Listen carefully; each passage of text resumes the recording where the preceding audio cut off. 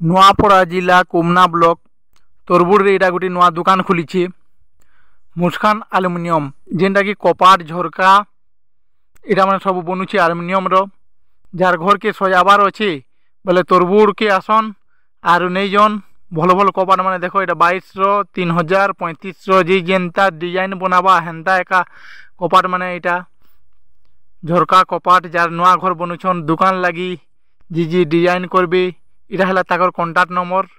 मुस्कान aluminium road point थी अच्छे तरबुड़ रे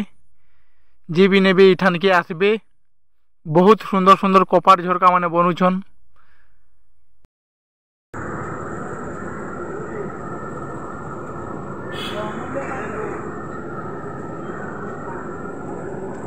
झरका केते पड़ुछे हो झरका केते पड़ुछे 22 इरा सियाड़र झरका एटा तो होय एटा 22 पड़े इरा नुआ दुकान टे खुल्ला तरबुड़ रे ओपन हेचे एल्युमिनियम रो बहुत सुंदर झरका माने एटा बनुचे जहाँ के घर द्वार बना हेचे नुआ नुआ घर द्वार बोले झरका माने देखो केनता फिटिंग झरका माने एटा एल्युमिनियम रो सब बनुचे